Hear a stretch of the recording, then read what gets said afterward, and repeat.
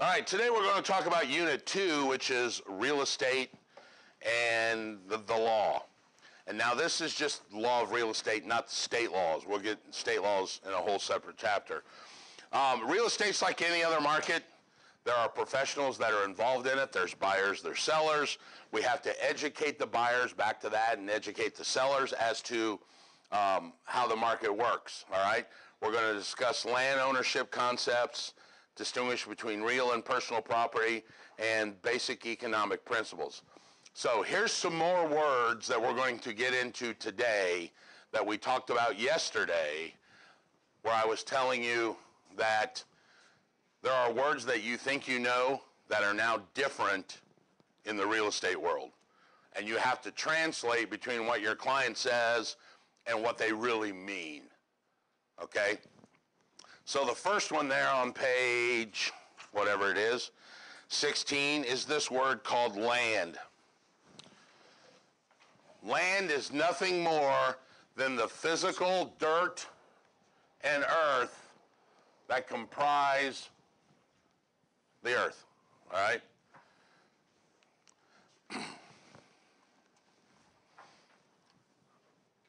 And like the naturally occurring plants that are on it. Theoretically, you own from the center of the world to the heavens above. All right? What do the heavens above mean? Anybody know? Huh? In 1946, there was a farmer in Greensboro, North Carolina, who's a chicken farmer. And when the war broke out, they activated this airstrip close to his farm, and these airplanes were landing so low that they scared his chickens to death, literally. Killed 150 chickens. So he sued the government, claiming, that's my airspace that you're flying over, and you have caused me financial burden. It went all the way to the U.S. Supreme Court. His name was Thomas Crosby. You don't need to know any of this kind of stuff. This is just fun. And they asked him, they said, well, about how high were those airplanes flying? And he said, I don't know, about 83 feet. And that's what they ruled. So 83 feet, unless you've got a high-rise building, then there's 83 feet above that, is about what the government constitutes as being yours. There have been people that tried to sue Russia for Skylab going over their property. There have been people that have tried to sue T-Mobile for shooting airwaves over their land. All of those court cases have been shot down for the good of the public. You know, so while you own to the heavens above, you theoretically only own to about 83 feet. All right? 500 feet and above has now been taken by the FAA. All right? And the FAA estimates, I had a number in here, 20 million drones by the year, or 5 million drones by the year 2020, 2025 will be in the air, and they can't fly over 500 feet because of the FAA rules and all that. But if they're above 83 feet, they're also not yours. So you get those people that are like, I'll shoot that some bitch down, and comes over my head. Not over 83 feet, because that's considered for the good of the public. I don't know. But so you own about 83 feet. Why you didn't say 80? Yeah, why you didn't say 80 or something like that? I can't see that one. Let's try this one. You can separate your land into 3 areas. You've got subsurface, surface, and air rights. And that can be split. You can sell your subsurface, keep your surface, and lease your air. Lease your subsurface, keep your air, sell the land. Do any of that combination of. And people do it all the time. People sell air rights, like billboards to billboard, or cell phone towers. Or they sell their oil and gas rights, which would be a subsurface, or their mineral rights, or water rights. and still keep the surface and live on it. So the land is the physical dirt and earth, and it can be split into air, surface, and subsurface, and that's a very specialized kind of real estate if you get into it. There's a buddy of mine who specializes in brokering cell phone towers. That's what he does. So he goes in and buys air rights from people. He leases land to put the tower on, all kinds of stuff. All right, so that's land. That's the physical dirt and earth of land. The next term is called real estate. All right?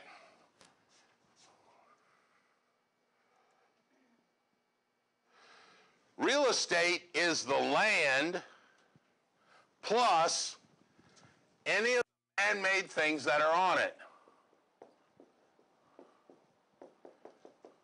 Like the house and the fence. All right? So that's what's called real estate. They are permanently affixed to it. They are called, the word you use here is an improvement. It's an improvement.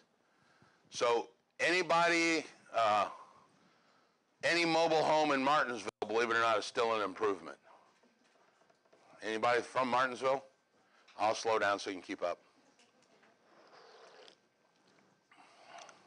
I had an attorney in here one day and I asked that, any attorneys? And the guy raised his hand. I said, okay, I'll slow down for you. Keep up with us. I used to teach CE for practicing attorneys. And I taught a class one day, and there's like 300 attorneys in this room, and I get up and I'm like, okay, being the only non-practicing attorney in here, I figure one of you guys are going to find a way to bill me for these next 2 hours. Not a word. And I'm like, oh, we're in trouble because that was the opening joke. And then they started laughing. So I figure you got to tell an attorney a joke's coming for them to actually get it. You know, otherwise they blow right on through it. So real estate is the land plus any of the improvements that are on it. Then the third term we're going to look for is this thing called real property. Real property is the land plus the improvements plus the 5 rights that you get with real estate.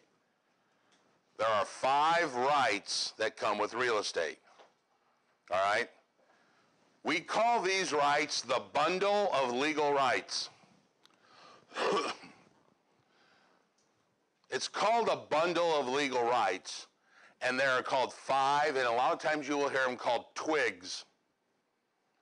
And this comes from the Old English method of when they would buy and sell land in England. They would break a limb off a tree and pass that limb or twig to the new owner as a symbolic gesture of selling the land. So there are 5 twigs that constitute the legal bundle of rights. The first one is the right of disposition. You have the right to get rid of your property in any way you see fit. You want to give it away, you can give it away. You want to sell it, you can sell it. You want to lease it, you can lease it. It's your property. You have the right to dispose of it in any manner. You have the right of exclusion. I don't like you guys, I can keep you off my property. I can exclude people off my property. My land, don't come on it. It's called the right of exclusion. I have the right of possession. You cannot keep me off my property. It's my property. I get to possess it.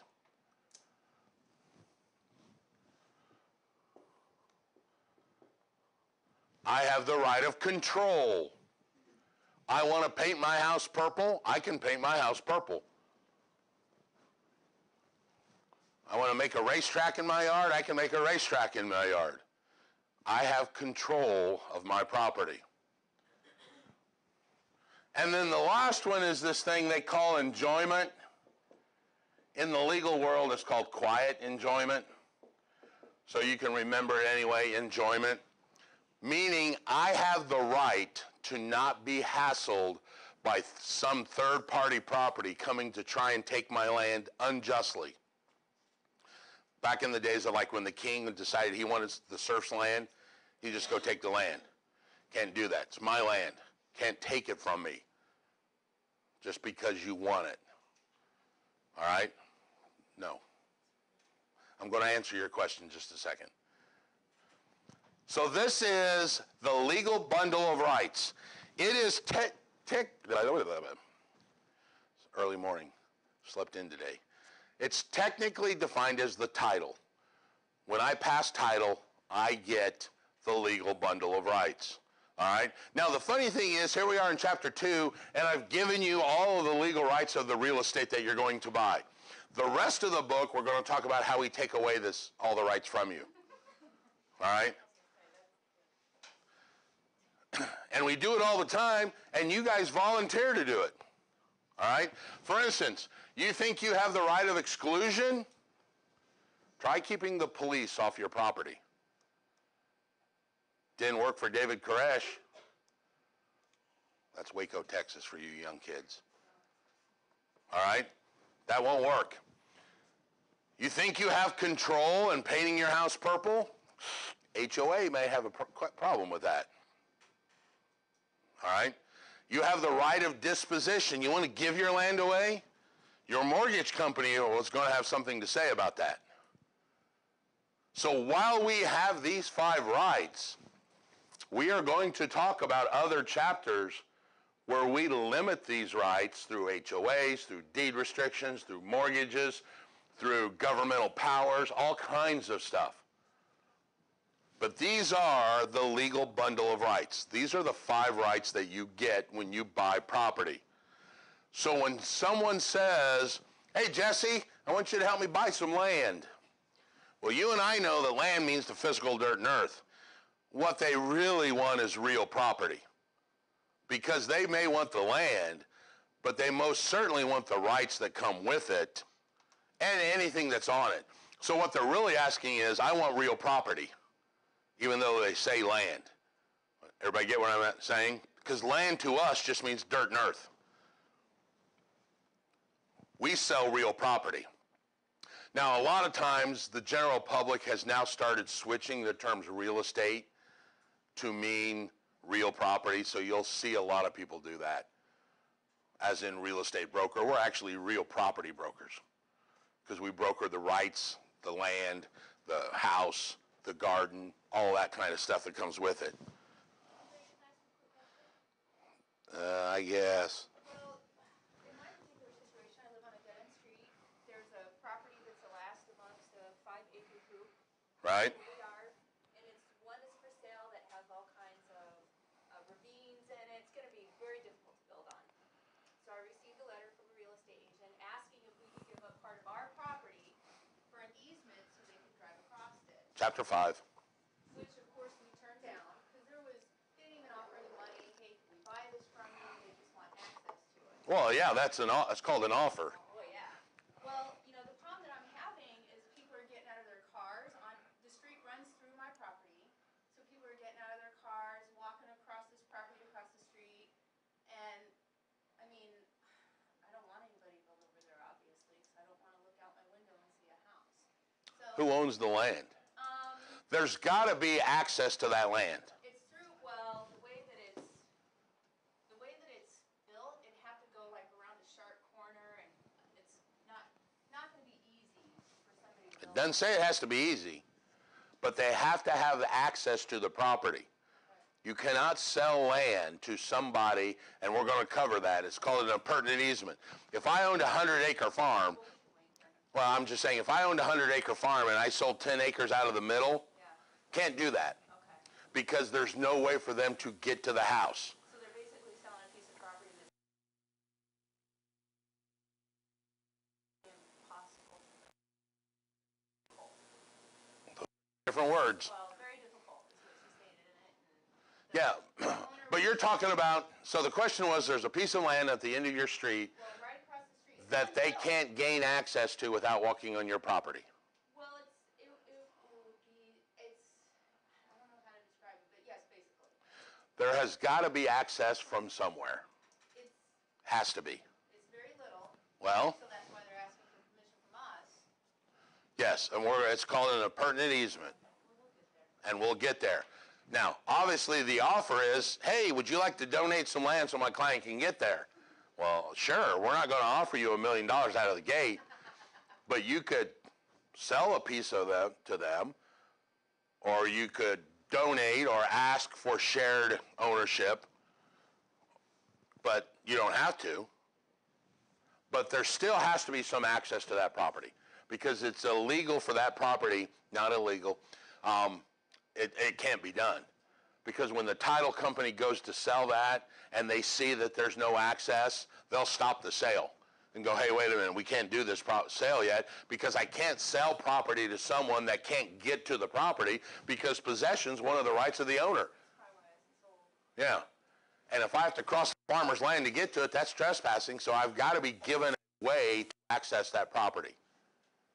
Whether maybe it's from the back road 300 north, maybe, and we really want to come on here because it's close to town.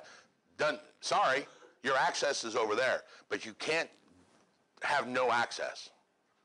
All right? You got to have some access to it somewhere. So so when someone says I own title to real estate or I have the title, that's what they're talking about. I have the legal right of possession. I have the bundle of legal rights. And we pass that bundle of rights through a sale, and the title work transfers over to the new owner. Okay?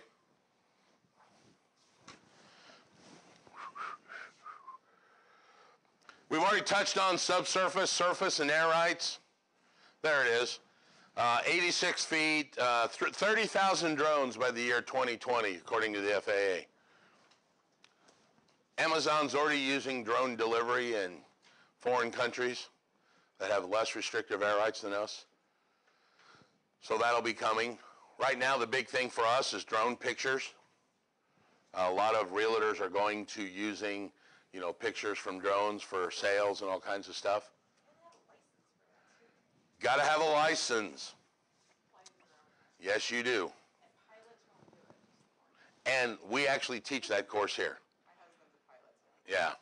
You got to have what's called a unmanned pilot's license. It's recreational use. They backed off of originally had to have a pilot's license. Right. Take pictures or to just fly it? Depends why you're flying it. For commercial use. My neighbor has one and I don't really care. For commercial use, you have to have a unmanned pilot's license for it. If you just want to go out and play around in your yard and fly it around, you don't need a license for that. But if I'm going to take a picture of a listing and put that on the MLS and show this really cool farm picture way up here, that's once you post it on the web, that's in commercial use. You got to have a license for that picture. And they're good to use for a lot of especially big farms, high-end homes. I used one on an industrial building where we had the whole picture of the industrial building, and when you zoomed, he went way up and you could actually see where the farm was around it and the green grass, so you could see the boundaries of the property. I mean, there are some definite advantages to using them. You just got to make sure you use the right one.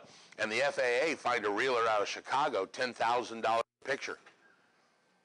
And it's pictures because they're on your, and all they literally did was went and counted 1, 2, 3, 4, 5, almost 80 grand in fines.